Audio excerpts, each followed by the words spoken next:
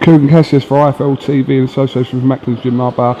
We're in London here. It's just been announced that James DeGALE will fight Marco Antonio PERIBAN November 22nd in Liverpool. So this is the opponent everyone's been guessing for a while. Yeah, good fight. Good fight, Cougs? Yes. Tough fight, Cougs? Yes. Yeah, man. Like, and this is what I want. This is what I want. This is what I want. So I've told Eddie, I've been pestering Eddie, like, please get me someone that I'm going to get credit for after I've beaten him. We had a list, we had a couple fighters on there, but PERIBAN, I think, was the most dangerous one. So we took that, and yeah, it's on. 6 weeks' time. Like, can't wait to box in Liverpool, my second home. I swear to God, Cougs, yeah, I was a Scouser in my past life. I love it. I love the city. It's one of my favourite cities in the world. It's great. So I'm looking forward to that, man. And yeah, just looking forward to just progressing and getting close to that world title. Do you know what? Yesterday on Twitter, people were obviously guessing names for your opponent today. And a few people thought it was Beaker, a few people thought it was PERIBAN. And I saw a couple of comments about PERIBAN, and they were matching up his last three that he'd had one draw, 2 defeats, etc. People forget you don't have to take this fight. Right. You don't have. This is why. But let's look at his last 3 opponents first. Yeah. Badou Jack. He drew with him. He should have won that fight over 10 rounds. He should have, right? Then he boxed for the world title against Zachary Beaker. Went 12 rounds. There weren't much in there at all. I think he lost by 3 or 4 rounds, but there weren't much in it, Cougs. Then he boxed J. Leon Love. Had J. Leon Love all over the place in the 5th round. Should have taken him out and lost on the points decision on a Mayweather card. Like, it's all like bollocks. Watch it on YouTube. He should have won the fight. 2 of them fights he should have won. I was at the J. Leon Love fight. Yeah, and it was there was nothing in it at all, innit? No.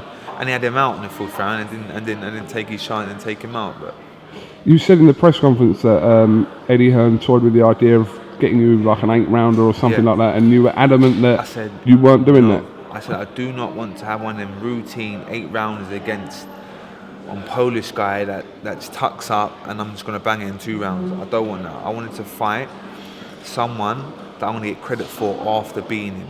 And there was a couple names on the list. People like Brian Vera. I wouldn't mind fighting Vera. Good fighter. Been about box cup, but he didn't want it. He said he wanted to get another win on his record before he boxes anyone good. So we went with PERIBAN. PERIBAN's perfect. Good fighter, tough, been around. People know him. People in boxing know him. So I beat him and beat him well. It looks good. It looks good for me. So, how much of this fight is a gamble in regards to your mandatory slot? Because, like I said, you could just sit tight and wait back. Because everything's on the line for me. Everything. Obviously, I think that was big. I think that's how Eddie Hearn got him in, because he said if you beat him, you take his place and you are the number 1 with the IBF. I think that was the incentive for him. You box DeGALE, you beat him, and you take his place, kind of thing. That's how I think Eddie Hearn got him over. So listen, everything's on the line for me. I lose this, I don't fight for the IBF World title next year. And it's even cushier for Eddie, because he can probably match him. If PERIBAN beat me, he could probably match PERIBAN with Froch, right? He could, right? And you know what I'm saying? So Eddie's happy, I'm happy, everyone's happy. It makes everyone happy. I'm getting, so it's all good. It's all worked out perfect. Your gut feeling from your side of it, behind the scenes, do you think that Carl Froch will fight you January 31st? No. I personally don't think he will fight me, especially after I beat PERIBAN and beat him well. I don't think he will fight me. But if anything, I'm a bit fed up. Like, people keep on asking me, go and ask him. Like, because time's running out for him. Time is running out for him. He's got to the 31st of December to make his mind up. He has to tell the IBF what he's going to do in his next move. Otherwise, he gets stripped. So, listen, all I want to do, Cougs, is box and earn money. Box and earn money. Let my profile get a bit bigger, but not box and earn money. That's what it's about. I'm a prize fighter. That's what I want to do. So if Carl Froch is there for me when I box for the world title, he's there. If not, so be it. I'm more worried about, I swear to God, I'm more worried about if I don't box him, Carl Froch. I'm more worried about Ramirez, 6'2", Mexican, 28-0, 24 knockouts, young, ambitious, good fight, southpaw, awkward. I'm more worried about him. And that's a good fight, I swear to God, I'm more worried about him. So actually, let me box Carl Froch, please, for the world title. You've got a record of saying that you're even willing to take 15%. Willing to take the mad, no money, basically. No, why is money? But people think that me boxing Froch, I'm going to get loads of millions of pounds. I won't. Froch is very tight guy, very greedy as well. Very greedy. But as I say, it's not about the money or nothing for me. It's about making history. So, yeah, I've actually told Eddie that I'll take less money. But let me tell you something. Know the IBF ruling is 25 to the challenger, 75 to the champion. Yeah? I said, no, Carl Froch asked me to take less. I said, it's no problem. And then less again. And less again. It just starts getting stupid, do you know what I'm saying? Did it drop below 15%? Nah. I'm not 15, could be stupid. But he did ask me to take much lower than the IBF ruling. November 22nd and then January 31st. It's not a massive lot of time in between that. But if I come through the PERIBAN with no cuts, come out alright, it weren't too much of a hard fight. If I make it easy, 9.5 weeks later, 100%, I can still box. And me and Eddie has had this conversation, and I said I'm willing to do that, and I want to do it. What did you make of Groves' performance against RAMIREZ a couple of weeks ago? Didn't really impress me. Oh God, his defence was very leaky. Got hit a lot. And RAMIREZ is limited, really. He's a limited fighter. Tough, good, got a decent engine, but he's limited.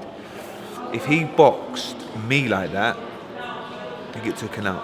He boxes anyone in the top 5 like that. Well, you know, he holds that centre. He's not that fast, and he holds the centre and trades and throws shots. That's where he's at his weakest. And Groves versus Anthony DeGALE, how do you think that fight would go if it plays out next year? He's mandatory for that title now. I know, but he's going to get messed about. I'm telling you, he ain't going to box for the WBC world title until next summer. They just mess you about. So he won't box for the world title until next summer, but DeGALE's a good fighter. It's like one of them ones, but I'll probably edge towards DeGALE. Eddie had made some comments last week that he feels that his fighter, Callum Smith, would beat George Groves now. What do you make of them comments? Now? What, now? Like maybe his next fight? Good fight. That's what Eddie Hearn said. Yeah, Good fight. Callum Smith is a good fighter, a fighter coming up, looking good, doing all the right things, knocking people out. But Callum Smith boxing Groves now, it's one of them ones. Because no one knows how good Callum Smith is, really. He's been knocking journeyman out, really. I know he's had a couple good wins with Webb and who's the other one? Beyonce. Yeah, it was tough. Good veteran, tough veteran. Tough fight. But no one really knows how good he is. So, as I say, he's got a good fight on the 22nd against, what's his name? Shalaka or something? Yeah, Shalaka. Yeah, he's not the best, but he's been mixed it with some good opposition. So we'll see how good it is. You went through a frustrating period with the WBC, that route you took there. And months were passing on, you know, didn't kind of know where you are. Is there a sense of frustration with this IBF route at the moment as well, or not? The IBF are the most straightest and truthful. Is that the word? Like the most, straightest and truthful. Yeah, make up your own words. Make it us cool, right? That's the thing. They're the most. The most just on point. They go by their book, and. I know for a fact, early part of next year, listen, Ambrose Mendy, what a palmer. He's on any earn, he's on the IBF, he's on everyone. Trust me, I'm boxing for a world title early part of next year. 100%. 100%. From a fan point of view, I know you like to sometimes see what the fans say. Yeah. Do you believe that they want to see Froch DeGALE ahead of Froch or Kessler, Froch or anyone else, basically? Who wants to see Froch Kessler free? Seriously, I don't. No. I don't. I personally don't. Right. Tell me another fighter that you want to see in the ring with Carl Froch? Go on. Chavez. That's the but Chavez fight in Chavez, Vegas. but In Vegas. They don't really appeal to me. Like seriously, Chavez is out in America now. I've heard through the grapevine, smoking weed, fat as a pig. Right? He ain't fighting no one. I'm telling you, he ain't fighting no one. Right? Go on. Who else? Chavez and who else? Chavez. You're like behind that camera a little bit like. There's no one. Yeah, all right. No one else. The only other fights available would be Andre Ward. Yeah, no one. A third fight with George Groves.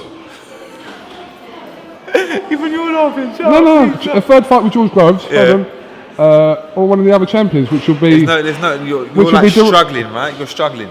No, but I want to see it out of all the fights. I've said it before. I want to see Froch DeGALE. Yeah. That's the fight I'd want to see ahead of any of them. To be honest with you. And I think the British public want to see it as well. Listen, especially after this performance I'm going to put on in Liverpool, I think he's going to be half pressured into fighting me because the British public and Eddie Hearn are going to be on his case. But listen, don't think I've ever got a problem with Carl Froch as well. I haven't. I actually think he's actually alright. And when I've met him a couple of times before at the Liverpool show in July, we sat down next to him, for ages speaking, and we was cool. Don't ever think I'll disrespect him with him. But all I'm trying to say is, you've got to make your mind up, mate. Fight me or get stripped. Or no, not even get stripped. Just give up the title and let me box for the title. That's all. That's all it is. But I will beat Carl Froch and beat him very well, by the way. Alright, well listen, James DeGALE, thanks for talking to IFL TV. No. Good to catch up with you today. No, I need to ask you something. Yeah, go on. When you interviewed Carl Froch the other week at Wembley, he said that you said you don't even like me. Is that true? Completely untrue. Okay. I think that was Carl Froch having either a joke or what's called nowadays as banter. Terrible, man, if that's not. But I can confirm to you. What did you say to me literally 10 minutes ago? What did I say? Okay. Well, I'm not even going to get into this because this is too much. I'm not going to get into this. But okay, let's call now. Come on, cut it off. Don't call. I'm ready to go now. Me and you talk all the time and you got to ask me this silliness. All right. What is wrong with you? All right. Listen, I'll be honest with you. I sat ringside with Carl Froch for a little while the other day and he asked me, do you think I should fight James DeGALE? And I said, yes. Yeah. I think you should fight James DeGALE. Yeah. And that was the conversation. Okay. All right, sweet. That's all right. That's cool, man. That's cool. Don't play me like that, Chunky. No. All right, listen, James DeGALE, thanks for talking to IFL TV, and we'll catch up with you really soon. Best of luck in your preparation for the 22nd. Go and get the job done. Yeah, man, 100%. All right, cool. Wicked. No problem. Wicked.